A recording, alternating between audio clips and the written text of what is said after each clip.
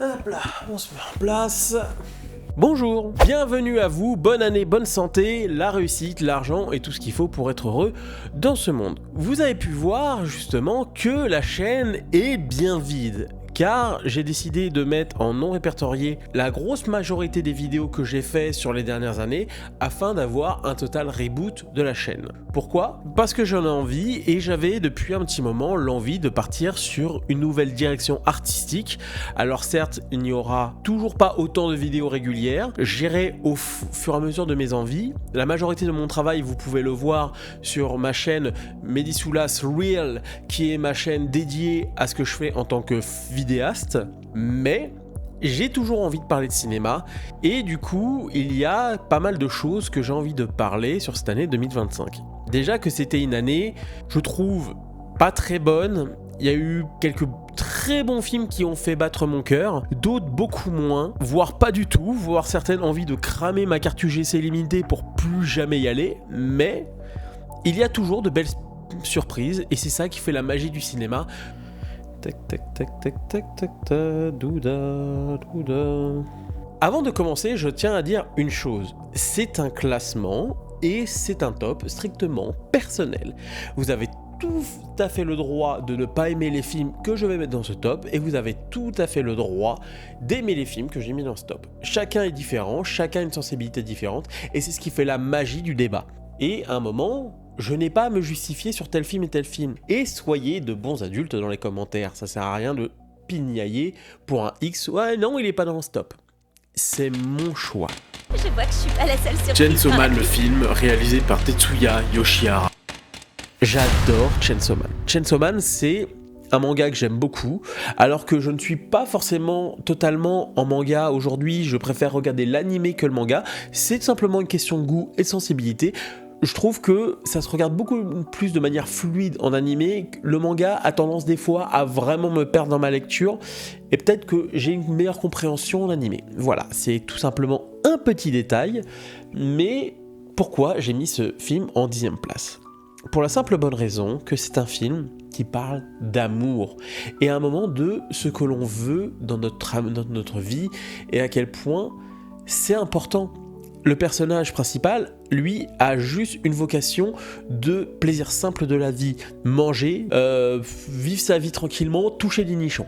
Et à un moment, il va se poser cette question de l'amour. Quelle place a l'amour dans ma vie via le personnage féminin qu'on ne sait jamais totalement si elle l'utilise, s'il y a une vraie sincérité. À un moment, elle te dit qu'elle est full dans le contrôle de lui pour se foutre de sa gueule et à un moment pour le saisir, mais finit par cette idée de dire finalement, est-ce que j'étais pas amoureuse de lui ? Est-ce qu'il était pas attachant ? Et ça rajoute vraiment une histoire un petit peu typique années 50, années 60, où l'amour, malgré les batailles, et justement les conflits, des fois, peut facilement aller au bout. Alors certes, c'est pas les personnages les plus sains, c'est pas les personnages les plus adéquats, mais ça marche tout le long du récit. Et c'est pour ça que ce film, il a une petite 10e place.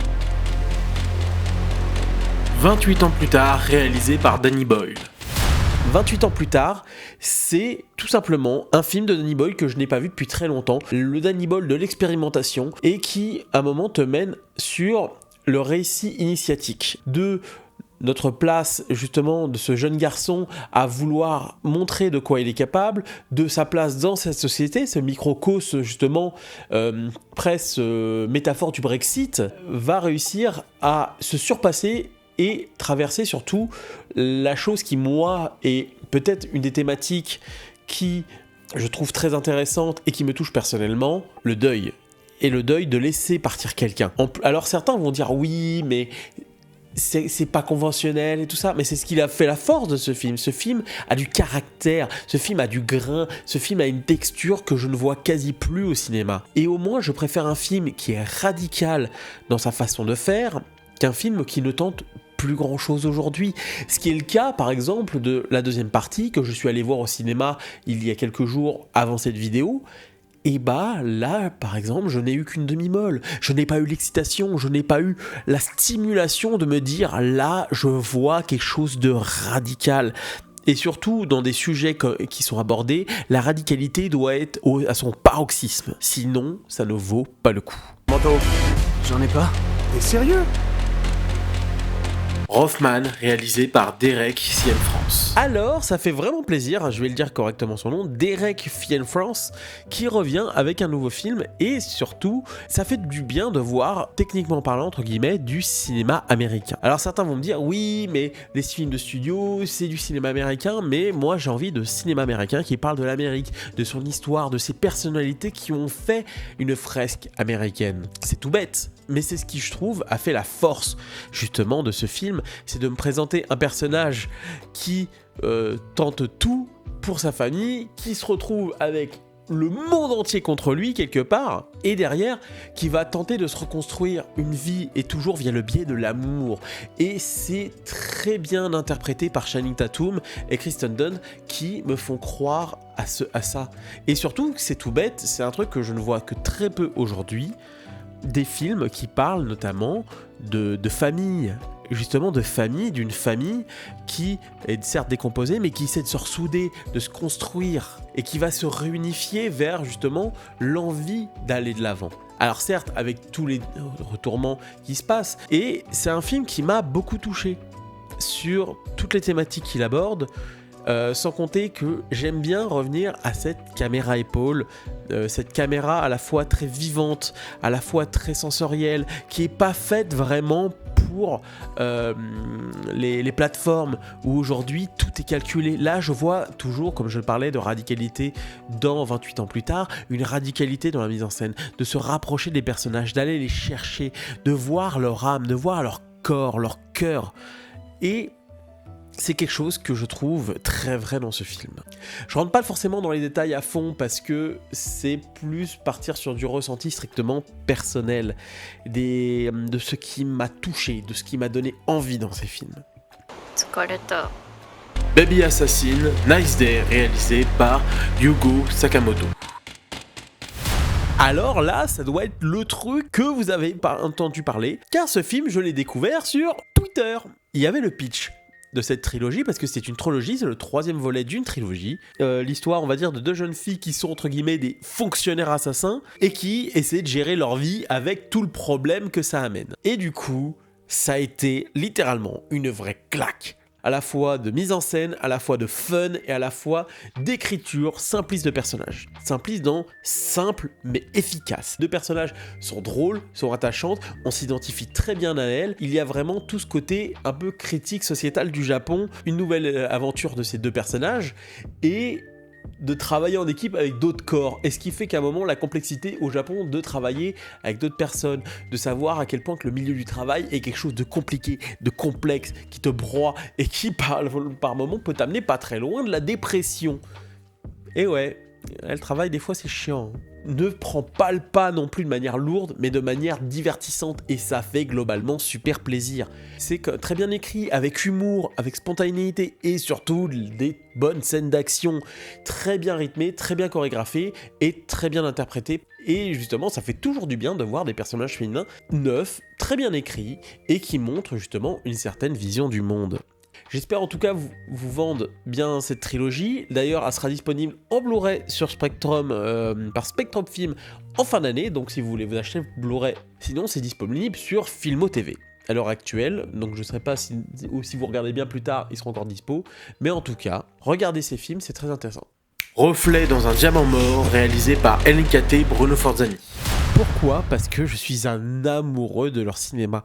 C'est techniquement parlant, la définition du cinéma que tu ne vois nulle part ailleurs. Ce sont véritablement des auteurs qui ont une patte, qui ont une chair, qui ont envie à la fois d'explorer plein de styles, à la fois le giallo pur, à la fois le policier, le néo-noir, avec justement leur style. Et là, c'est le film d'espionnage qui est à l'honneur, à la fois de nous distinguer toujours qu'est-ce qui est la réalité, qu'est-ce que le mythe, et toujours avec leur effet de mise en scène totale. C'est un film qui dure qu'1h27 et c'est un film qui va vous faire un sprint comme si vous en avez couru pendant 4 heures. Et ça, c'est très peu de cinéastes arrivent à cela.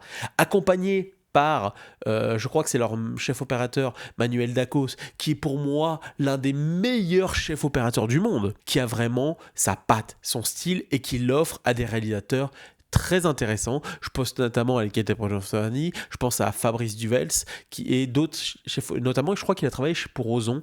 Et ça, je ne peux que le remercier, ce travail d'équipe qu'est ce film. Si je vous le conseille vivement, pourquoi ? Déjà pour l'expérience cinématographique, mais aussi parce que c'est toujours, comme je le dis, un cinéma que vous verrez nulle part ailleurs. Et je suis étonné d'ailleurs de le voir dans aucun classement. Déjà, je vois très peu de gens de la critique en parler, d'Ekete Brunofsoni, et je pense qu'un jour, l'histoire se souviendra d'eux comme de véritables réalisateurs qui ont tenté les choses, tenté un cinéma. Mais malheureusement, à l'heure actuelle, la critique ne suit pas forcément, l'histoire ne suit pas forcément, et je ne le vois même sur les critiques YouTube, pas beaucoup de classements. Au moins, de gens en parler.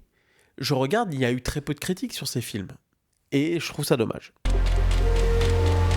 The Gorge, réalisé par Scott Derrickson. The Gorge, c'est un film, comme je le dis, un film simple. J'aime aujourd'hui les films déjà qui durent 2 heures, voire moins de 2 heures, parce que les films de plus de 2 heures aujourd'hui me gonflent littéralement. Ce film dure 2h07, juste ce qu'il faut, mais en 2h07, il développe l'univers de manière simple et fluide, et surtout, qu'est-ce qui est le plus gros justement de ce genre de film qui fait pour moi que ça marche ? Le temps de développer les relations entre les personnages. Le personnage de Mike Taylor et notamment de Anya Taylor-Joy ont une fluidité très bonne. À travers, de manière simple, la communication à distance entre les deux pôles de chacun, se réunir justement pour profiter de cette union entre tous les deux. Alors certains vont dire, oui, mais c'est une histoire d'amour toute bête et tout ça. Mais non, elle est simple. La simplicité. C'est un mot que j'utilise beaucoup aujourd'hui. Mais aujourd'hui, tout se veut compliqué, tout se veut complexe. Est-ce qu'on ne peut pas revenir des fois à ce cinéma justement d'une simplicité émotionnelle et d'une force magique. Alors certes, avec un ami, je me suis embrouillé, on a débattu sur la fin pendant un long moment, là où moi la fin ne me dérange pas, et lui était en mode « Ah, j'aurais aimé que ça continue dans ce délire Lovecraftien », plus que cette fin, on va dire, plus simpliste des fois, entre guillemets, où c'est encore le gouvernement et tout ça. Pas subtil, on va dire, mais justement efficace pour qu'on comprenne la force du récit. Tout simplement. F1, réalisé par Joseph Kosinski. Et oui, certains vont me dire « Oh là là, c'est quoi ce film ? Un faux remake de Jour de tonnerre de Tony Scott ? Enfin, la sauce F1 ?» Bah non, c'est comme je le disais, les histoires les plus simples sont les meilleures. Et bah là, clairement, on l'est. Justement, l'aspect du mentor, petit jeune qui doit apprendre, le vieux briscard qui a encore des choses à prouver, ce mojo pour aller plus haut, s'envoler tel qu'il le fait de façon lyrique dans la dernière séquence du film. Et c'est ça qui en est beau. Une histoire justement dans sa simplicité qui te met le cœur émotionnel avec justement un réalisateur qui a envie de t'amener avec un récit fluide. Il y a très peu de films qui savent jouer sur la vitesse et justement la tension de la vitesse. Et Joseph Kosinski y arrive très bien. Il a très bien fait sur Top Gun. Alors certes, accompagné d'un Tom Cruise un peu maniaque qui veut le contrôle sur ce projet. Là, il n'a pas le contrôle. Il a la liberté totale. Accompagné par un producteur, Brad Pitt qui a justement offre beaucoup à ses réalisateurs. Alors certes, des fois il joue ou il joue pas.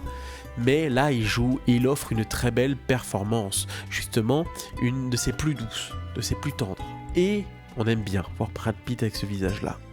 Accompagné d'une mise en scène qui va à 100 à l'heure. Et ça fait plaisir de voir justement un parti pris visuel radical. Alors certes, il ne réinvente pas la roue. Certes, Tony Scott, pour moi, a fait beaucoup mieux dans Jour de tonnerre, dans sa radicalité, dans son choc. Mais Joseph Kosinski arrive à choper cette tension et il le prouve notamment sur une scène, la scène justement où Brad Pitt va à 100 à l'heure, va au bout vers la victoire, où il vole au-dessus de tout.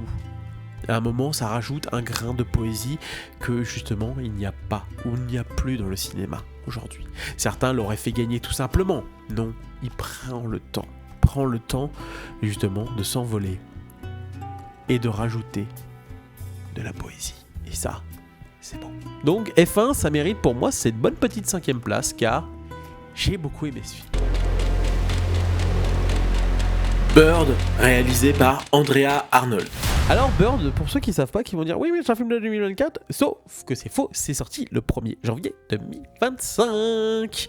Et le film a été une très belle expérience. De voir ce personnage qui est en quête justement d'identité, à la fois perdu, à la fois qui a des responsabilités, avec des parents instables, où justement rien ne va s'attacher à un personnage dont je ne vais pas vous divulguer tout, mais qui va lui apporter dans sa vie justement ce qui lui manquait. Et surtout, des réponses. Et des réponses des fois qui nous manquent en tant qu'être humain. Et que des fois on a besoin de s'approprier. Et je trouve que le film est très beau, très poétique, accompagné d'une mise en scène sobre et élégante.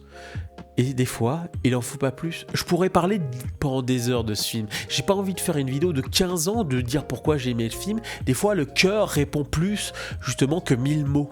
Et aujourd'hui, je vous réponds que Bird mérite sa 4e place. A Space from the 21st Century, réalisé par Yang Lee. Ce film chinois, certains l'ont bon comparé à certains autres films. Je trouve qu'il a vraiment cette patte de pur film des 90s poussé à 100%. C'est-à-dire un concept simple, un film qui dure qu'1h30, mais qui va à 100 à l'heure autour de ces thématiques.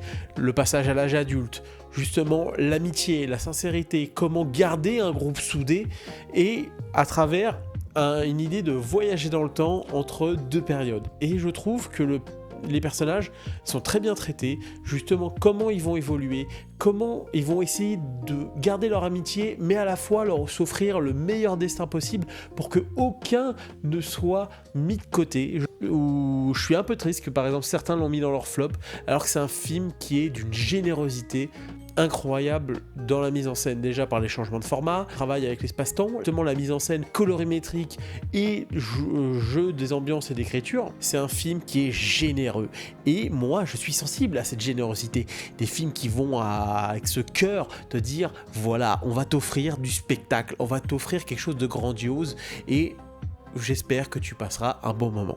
Moi perso, c'est un de mes coups de cœur de l'année et qu'est-ce que j'aime ce film. Gang of Taiwan, réalisé par Kef. Et clairement, ça a été une de mes plus grosses claques de l'année 2025. Gang of Taiwan, ça a été, pour moi, un film vraiment dans l'esprit Sergio Leonesque. Un personnage muet, une famille justement de substitution avec qui tu vas vivre, mais à la fois, tu vis une vie alternative, tu as envie d'amour. Tout ça joue dans le cadre du film, avec ce personnage qui a envie de vivre, mais à la fois envie de garder cette famille. Alors souvent, c'est une thématique qui peut être un peu balourd, mais là, c'est très bien écrit, amené avec justement la tension qu'il y a à Taïwan, à la fois une jeunesse en quête de rébellion, et à la fois aussi un corps étatique qui a envie de rebooter beaucoup de choses du passé, et une famille qui tient, une famille qui a envie de tenir. Ce petit restaurant à la fois qui offre quelque chose justement qu'aujourd'hui malheureusement un Starbucks ne donne pas, un McDo ne donne pas. C'est des restaurants authentiques et c'est justement ce qui te montre un Taïwan, à la fois la vieille culture taïwanaise face au mondialisme et qui lutte et qui tient et avec une jeunesse proche au chaos. Et ça, c'est, je trouve, un film qui manie très bien la subtilité, accompagné d'une très bonne mise en scène de son réalisateur, qui offre un spectacle à la fois violent, radical et sec. Le cinéma taïwanais a beaucoup à offrir depuis ces dernières années. Alors certes, le cinéma hongkongais est à côté, un peu en éveil. Le cinéma coréen qui émule tout le monde. Mais il y a aussi d'autres pays d'Asie qui ont leur carte à jouer et clairement, j'ai hâte de voir ce que ça va donner par la suite. Les esprits du passé. Sinners, réalisé par Ryan Coogler. Et oui, pouvait-il en être autrement ? Sinners, c'est un film qui m'a vraiment touché, déjà par sa mise en scène, avant tout par son propos. Tout dans ce film m'a montré à quel point le cinéma peut être encore grand, à quel point il peut offrir de la générosité, de l'âme et du corps. Et ça, je dis oui tous les jours. Ryan Coogler, je n'ai jamais sous-estimé son talent avec son tout premier film qui m'a beaucoup touché, mais derrière, Creed m'a moins touché parce que, ancré dans quelque chose, Black Panther ne m'a pas touché plus que ça. J'attendais de lui justement sa patte plus personnelle. Et il me l'a offert, et elle m'a touché en plein cœur. Sinner, c'est le blues tel qu'il est dans l'âme. C'est une bande-son musicale qui te montre à quel point le voyage entre la vie et la mort se joue à pas grand-chose, et que c'est dans ce monde-là que la magie et justement dans les contextes difficiles ressortent. Tous les personnages sont bien écrits, que ce soit les deux personnages joués par Michael B. Jordan, à la fois un personnage un peu plus froid, calculateur, et à la fois un peu plus fougue, un peu plus dans l'instinct animal. Et à côté, le personnage ou leur cousin. Mais en tout cas, le personnage est bien écrit, à la voix son envie de s'émanciper de sa situation de cette époque-là, de vouloir marcher sur la route, quitte à amener le mal. Le mal qui est toujours en quête. Ce mal presque carpenterien quelque part, joué par cet acteur que je trouve extraordinaire, Jack O'Connell, que j'ai découvert dans Skin il y a plusieurs années, dont j'ai vu la carrière évoluer, mais qui montre à quel point c'est un acteur de talent, avoir un acteur qui frappe, un acteur qui s'imprègne de ses rôles jusque dans la folie. Et je trouve que là, il nous montre justement tout son charisme, sa puissance dans son regard, sa folie. Tel qu'il jouait dans Cook dans Skin, il avait déjà cette folie dans le regard. Là, il est exposé au plus grand public et ça fait plaisir de le voir dans un rôle qui le met aussi bien en valeur. Du coup, regardez Sinners si vous ne l'avez pas vu, c'est un des films de l'année, c'est un film coup de poing. J'attends avec impatience de voir ce que Ryan Coogler va fournir. Est-ce qu'il va partir sur un autre film de studio ? On verra. Mais en tout cas, j'ai hâte de voir ce qu'il peut nous proposer. Merci d'avoir suivi ce top 10 de l'année 2025. En tout cas, pensez à mettre un like si vous avez aimé. En tout cas, mettez un commentaire sur votre top 10 personnel. Ou si vous avez un film que vous ne comprenez pas plus que ça, pourquoi il est dans ce top, vous pouvez le dire, mais toujours dans le respect. Car c'est important avant tout, aujourd'hui, dans les médias ou dans la manière de communiquer, d'être respectueux avec autrui. Portez-vous bien, je vous dis donc à la prochaine. Ciao.